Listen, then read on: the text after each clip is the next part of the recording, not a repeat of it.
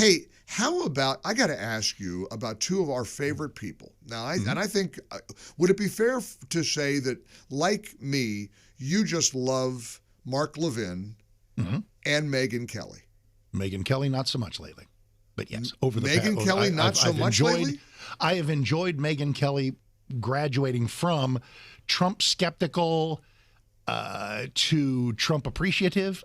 You and I have had a number of occasions, but Megyn Kelly's, if you're looking for Megyn Kelly's head, you can find it buried in Tucker Carlson's butt for about the last couple of weeks. It has been a horrible look for her, and deservedly so.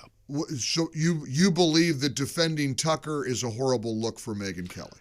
I believe that attacking people who have criticized Tucker, as she has repeatedly done, with vulgar and senseless attacks on Mark Levin and others, is a bad look for her. Well, you're certainly with Mark on this, and I don't like being disagreeable with either one of them. Last night on X, before I went to bed, I noticed a back and forth they had. Megyn Kelly pushed back against Mark calling her an anti-Semite and a Nazi, which he did, and so, but then he denied it, and he said, he wrote back, now, Megyn, I never called you a Nazi, I never called you an anti-Semite, which you accused me of saying as well. You're awfully defensive. Serial lying is not a great trait, Megyn, but you are a crackpot. Well, she writes back to him with the clip from his opening remarks from his show on September 23rd, and the audio clip absolutely calls Tucker and Candace and Megyn Kelly Nazi lovers and Jew haters. Mark, I'm sorry. I know you. Wait a minute. Let me make a point. Let me make a point. You've mischaracterized the clip. Let me make a point. Let me make this point. Calling people who criticize Israel Jew haters is ridiculous. There are people who are. Well, we could find the clip. I mean, the clip that he played, he did. He said, what is with these Jew haters? What is with these neo-Nazis? Candace, Megyn. But you've done a little bit of BBC edit on that, because with a few words interspersed, it is a companion thought that says, I don't get this Candace Owens, Tucker, Megyn Kelly. It's a kind of a companion parallel thought that is somewhat short of attaching a specific neo-Nazi label to them precisely. Wow, that's a lot. That's a lot of parsing, if you play it, for a 20-second clip. Well, I'm looking at it. I don't think we have. Guys, do you have the clip? Do you? Oh, Christian might have it here. Let's play this, because this is what Megyn posted. And by the way, her comment, just for context, was, "You absolutely did, you lying POS. You won't be happy until you get someone killed." Now, and before I play the clip, enough of that. Well, that's enough. Well, how about enough of calling people who criticize Israel Jew haters? How about enough of that, Mark? He didn't. He didn't. Okay. Didn't. Well, that's happening. That is happening because he is talking broadly. Okay, let's listen. Sort of more about Nick Fuentes. Let's listen. Go. Let's listen, because he doesn't say Nick Fuentes. He says Carlson, and he said, "Here's the clip." Good. I don't know where this is going. I don't know where this Jew hatred from the Marxists, the Islamists, the neo-Nazis, the grifters. I don't know where they're pulling us and pushing us. What do they want to do with American Jews? What do they want to do?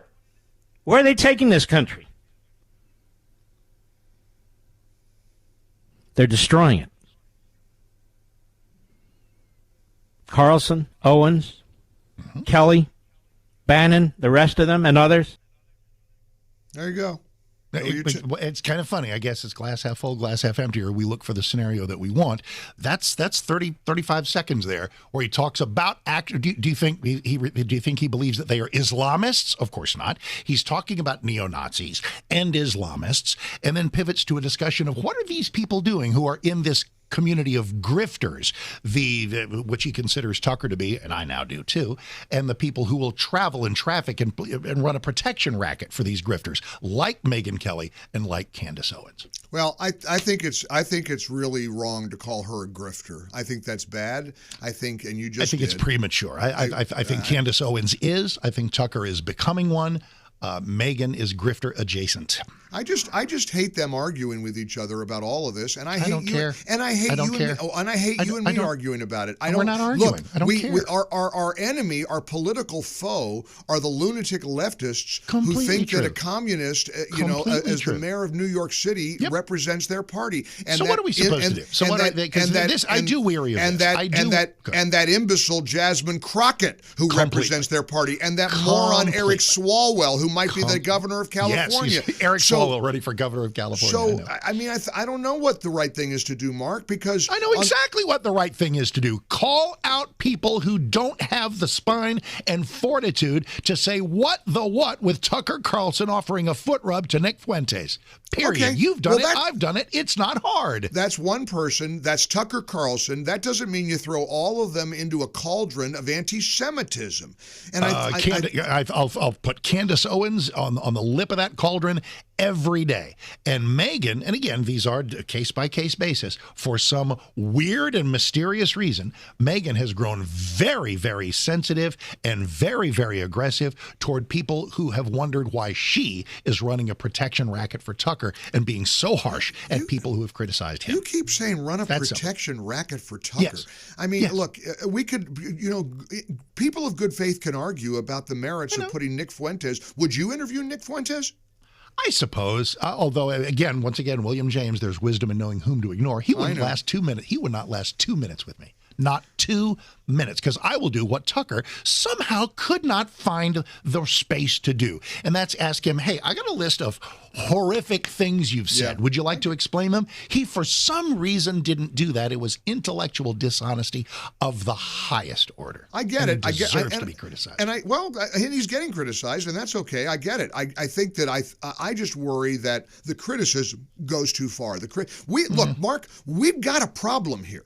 You can't just ignore that young people in particular and everybody on our side in general are cooling to supporting Israel relentlessly. True. And that's just part of all of this. And I just don't want to alienate people by lashing out and saying you're a Jew hater if you think we shouldn't keep giving money to Israel. I'm completely right. By the way, I believe in standing with Israel. I wear a flag pin every day on my coat with an Israel American flag. I've been to Israel many times. I want to stand for Israel. I do stand with Israel. They matter. They are surrounded by hostile actors who want to obliterate them. It's hatred. It is the ultimate anti-Semitism. I want you dead. But we just it's a tough issue, and it absolutely is. I hate seeing all this. And there should be precision of language in identifying, and it is case by case basis. I think is a good way to go from people who really do seem to traffic in the index cards of anti-Semitism to those who seem to have an odd tolerance for it to those who don't seem to criticize those who do. Blah blah blah. There's a lot of different moving parts there. Well, speaking for full shows live and on demand, it's Salem News Channel.